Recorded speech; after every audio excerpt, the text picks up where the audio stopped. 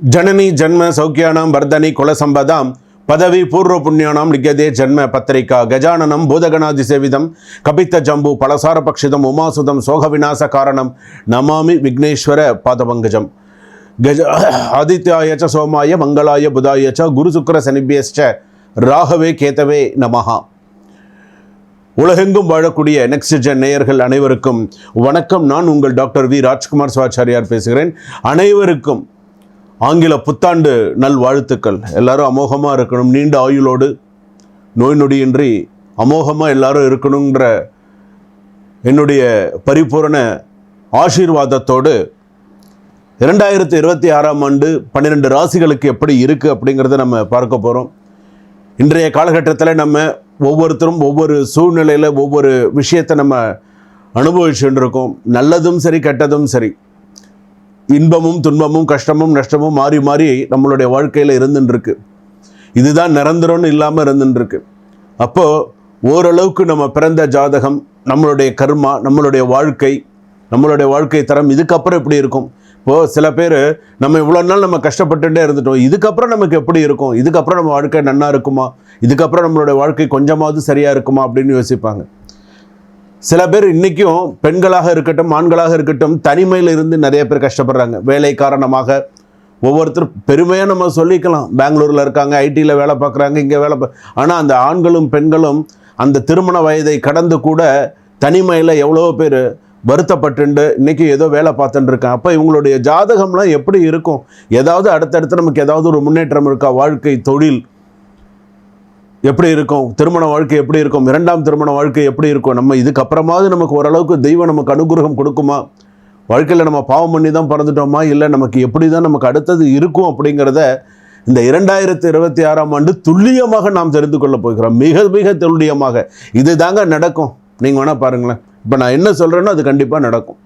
நீங்களே நிறைய உங்களுடைய விஷயத்தில் நீங்கள் நிறையா பேர் எனக்கே ஃபோன் பண்ணி நிறையா சொல்லியிருக்கீங்க. சுவாமி, அதாவது எனக்கு வர முதல் மெசேஜே என்ன தெரியுமா சொல்கிறீங்க?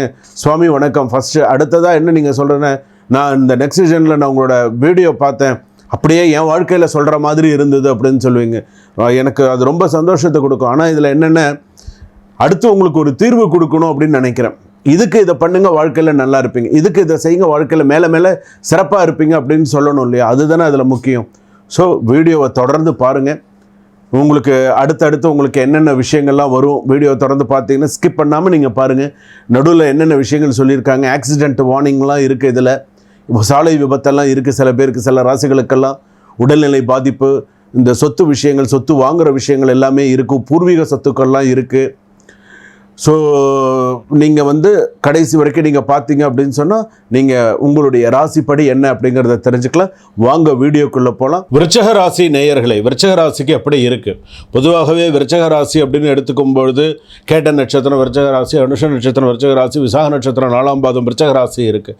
ஆனால் இந்த விருச்சக ராசி அப்படின்னு சொல்லும்போது விருச்சகம், தனுசு, மகரம், கும்பம், மீனம், மேஷம், ரிஷபம், மிதுனம், கடகம், அதாவது ஒரு எழுச்சி கிடைக்க போகிறது அப்படின்னு சொல்லலாம். உண்மையே அதுதான் உண்மையான ஒரு வார்த்தை. என்னென்ன, எச்சரிக்கையும் எழுச்சியும் சேரும் நாள் அப்படின்னு சொல்லலாம். இன்னொரு விஷயம், விருச்சிகத்திற்கு வித்தியாசமான சில நிறைய நல்ல மாற்றங்களை எதிர்பார்க்கக்கூடிய ஒரு வருடமாக அமையும் அப்படின்னு சொல்லலாம். ஏன்னா 8ல் குரு இருக்கும்போது நிறைய விஷயங்கள்லாம் பார்த்துட்டீங்க, நல்லது கெட்டதெல்லாம் நிறைய விஷயங்கள் மாறி மாறி லைஃப்பில் சந்திச்சாச்சு. இருப்பினுமே சில விஷயங்கள்லாம் பார்த்திங்கன்னா சில மாற்றங்கள் தரக்கூடிய சூழ்நிலை, வித்தியாசமான மாற்றங்கள்லாம் தரக்கூடிய சூழ்நிலைகள் உண்டு. பொது பலன்களாகவே நீங்கள் எடுத்துட்டீங்கன்னு சொல்லலாம். இப்போ வேலையில் எடுத்துட்டீங்கன்னு வச்சுக்கோங்களேன், ஜாப்லாம் எடுத்துட்டீங்கன்னா ஜாப் ப்ரமோஷன்ஸு, ஜாப்லெல்லாம் நெக்ஸ்ட் லெவல் போகிறதோ, அடுத்தடுத்து சில விஷயங்கள்லாம் சக்ஸஸ் ஆகிறதுக்கான வாய்ப்புகள் இருக்குது. சில பேருக்கு ட்ரான்ஸ்ஃபர் கிடைக்கிறதுக்கான வாய்ப்புகள்லாம் வரும். சில பேருக்கு தொழில், பிஸ்னஸ்ஸு, ப்ராஃபிட்டு, பார்ட்னர்ஷிப் இதெல்லாம் எடுத்துன்னு சொன்னால் ஓரளவுக்கு கொஞ்சம் கரெக்டாக மெயின்டைன் பண்ணி போகிற அளவுக்கு சூழ்நிலைகள் ஜாதகத்தில் இருக்கும். குடும்பத்தில் எடுத்துனோன்னா கணவன் மனைவி வாழ்க்கை திருப்திகரமாக இருக்கும். சில பேருக்கு எதிர்பாராத நல்ல மாற்றங்கள், சிலர் பிரிந்திருந்தாலும் ஒன்று சேர்வதற்கான வாய்ப்புகள் வரும். சில பேருக்கு பார்த்தீங்க அப்படின்னு சொன்னால் ஈகோ விட்டு கொடுத்து போகிறது நல்லது, ஈகோ இல்லாமல் விட்டு கொடுத்து போகிறது நல்லது. 2ஆம் திருமணம், விவாகரத்து கேஸு, டிவோர்ஸ் கேஸ்க்கெல்லாம் முடிவதற்கான காலம் வந்தாச்சு அப்படின்னு சொல்லலாம். 2ஆம் திருமணம் கூடி வரத்துக்கான வாய்ப்புகள் இருக்கும். காதல் கைகூடும். சில பேருக்கு சொத்து வாங்குதல் தொடர்பான வீடு சம்பந்தமான சொத்து வாங்குறது, ஒரு ஃப்ளாட்ஸில் இடம் வாங்குறது, ஒரு இடம் வாங்கி வீடு கட்டுறது, இதெல்லாம் ஓரளவுக்கு கூடி வரத்துக்கான வாய்ப்புகள் இருக்குது. உடல்நிலை சம்மந்தப்பட்டது அப்படின்னு சொன்னால் கொஞ்சம் செலவுகள் அதிகரிக்கும். அதே போல் பணம், வெல்த் வித் கெயின் அப்படின்னு சொல்லலாம். ஓரளவுக்கு அப்படியே கொஞ்சம் சில விஷயங்கள் போகும். மாணவிகளுக்கு படிப்பு ஓரளவுக்கு நல்ல சக்ஸஸ்ஃபுல்லாக வரும். ஷேர் மார்க்கெட் பொறுத்த அளவுக்கு நீங்கள் ஓரளவுக்கு கொஞ்சம் கவனமாக செயல்பட வேண்டும். பாசிட்டிவான சில விஷயங்கள் இருக்குது, நெகட்டிவான சில விஷயங்கள் இருக்குது. பாசிட்டிவான சில விஷயங்கள் அப்படின்றது கோபத்தை தவிர்ப்பது நல்லது. எந்த அளவுக்கு நீங்கள் கோபத்தை தவிர்த்து நீங்கள் சில விஷயங்கள் கொண்டு போகிறீங்களோ அவ்வளவு உங்கள் ராசிப்படி உங்களுக்கு சரியான சூழ்நிலையில் கொண்டு போகிறதாக அர்த்தம். அதே போல் நெகட்டிவான விஷயம் வந்து பார்த்தீங்க அப்படின்னு சொன்னால், சில நேரங்களில் கண்டும் காணாத மாதிரி சில விஷயங்களை நீங்கள் நெகட்டிவாக சில விஷயங்கள் இருக்குன்னு வச்சுக்கோங்களேன். இது உங்களுக்கு நெகட்டிவ் தெரியுதா, அதுக்கிட்டே போகாதீங்க. ஒரு சில விஷயங்களில் வந்து ஒரு பேட் வைப்ரேஷன்ஸ் தெரியுது, அதுக்கிட்டே போகாதீங்க. அந்த மாதிரி கொஞ்சம் பார்த்து இருந்துக்கிறது நல்லது. இப்போ பேரண்ட்டோட உடல், அதாவது பேரண்ட்ஸோட அவங்களோட உடல்நிலை பாதிப்பு அப்படிங்கிறது வந்து பார்த்திங்கன்னா கொஞ்சம் அதிகமாக இருக்கிறதுக்கான வாய்ப்புகள் இருக்குது.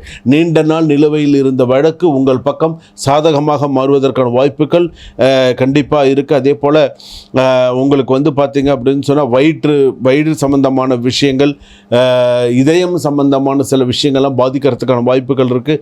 இரவு நேரத்தில் தூங்கும்போது கூட கொஞ்சம் சிவசிவான விபூதி இட்டு கொஞ்சம் படுத்துக்கிறது நல்லது. குலதெய்வ வழிபாடு நிறையா பண்ணுங்கள். வாகனம் வாங்குவதற்கான, புதிய வாகனம் வாங்குவதற்கான வாய்ப்புகள் நல்லா இருக்கும். அதே போல் வந்து வாகனம் வாங்கினீங்கன்னா கூட வாகனத்தில் சாலையில் போகும்போது கவனமாக போகிறது, கவனமாக வர்றது அப்படிங்கிறது ஒரு விஷயமா வச்சுக்கோங்க. பெண்களுக்கு இந்த வருடம் 2026 ஆண்டு கொஞ்சம் விபத்துக்கள் நடக்கிறதுக்கான வாய்ப்புகள் நிறைய இருக்குது. கொஞ்சம் கவனமாக போயிட்டு கவனமாக வரணும். அதே போல் வந்து பார்த்திங்கன்னா அதிர்ஷ்ட கலர் வந்து பார்த்திங்கன்னா மெரூன் கலர் நல்லாயிருக்கும். அதிர்ஷ்ட எண் வந்து பார்த்திங்கன்னா 8. ஸ்ரீ நரசிம்மர் வழிபாடு உங்களுக்கு சிறப்பு தரக்கூடியதாக இருக்கும். பரிகாரத்தை பொறுத்தளவுக்கு வந்து பார்த்திங்கன்னா விருச்சிக ராசி பொறுத்தளவுக்கு அலர்மேல் மங்கை பத்மாவதி தாயார் கோவிலுக்கு டைம் கிடைக்கும்போது ஒரு தடவை போயிட்டு வாங்க. விருச்சிக ராசி பொறுத்தளவுக்கு முருகனுக்கு 6 தீபம் ஏற்றி வழிபாடு பண்ணி எந்த ஊரில் இருந்தாலும் சரி, நீங்கள் சென்னை சைடில் அந்த பக்கத்தில் எங்கன்னா இருக்கீங்களா, நீங்கள் இதுக்கு போயிட்டு வாங்க. முருகன் கோவில்னால திருத்தணி கோவிலுக்கு பக்கத்தில் போயிட்டு வாங்க. அதே போல் வந்து பார்த்தீங்க அப்படின்னு சொன்னால் சிறுவாபுரி போயிட்டு வாங்க. இதெல்லாம் உங்களுக்கு நிறைய பாலசுப்ரமணிய சுவாமி நிறைய சக்தி கொடுக்கக்கூடிய தெய்வமாக அமையும். இங்கெல்லாம் நீங்கள் போயிட்டு வந்தீங்கன்னு சொன்னால் அடுத்தடுத்து சில விஷயங்கள் சக்ஸஸ் பண்ணிகிட்டே உங்கள் ராசிப்படி போகலாம். அந்த அளவுக்கு உங்கள் ராசிப்படி ஓரளவுக்கு சில விஷயங்கள் கொண்டு போக அது மாதிரி பண்ணுங்கள். விருச்சிக ராசி பொறுத்தளவுக்கு விசாக நட்சத்திரம் விருச்சிக ராசி கவனமாக இருங்க.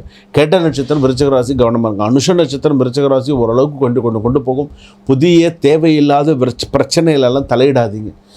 ஏற்கனவே வந்து பார்த்திங்கன்னா சில பிரச்சனைகளுக்குள்ளே மாட்டிண்டு சிக்கிண்டு தவிச்சுட்டு இருக்கீங்க. வெளியில் வர முடியாத அளவுக்கு சில விஷயங்கள்லாம் என்னதான் ஒரு சில விஷயங்கள் இருந்தாலும் சில நேரத்தில் தேவையில்லாத அவப்பெயர் தேடி வருது.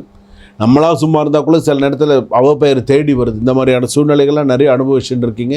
அதனால் இப்போ 9ஆம் இடத்துல இப்போ அடுத்து கூட குரு பயிற்சியோ அடுத்த சனி பயிற்சியோ ஏதாவது ஒரு சில விஷயங்கள் வரும்போது உங்களுடைய மூமெண்ட்ஸ் வந்து தசாபுக்தி படி ஓரளவுக்கு என்ன செய்யணும் அப்படிங்கிறது சில விஷயத்தை பார்த்து கேட்டு செய்யுங்க. அவசரம் இல்லாமல் செய்யும். அப்போ தான் அது சிறப்பாக வரும். சுபம். வாழ்க வளமுடன்.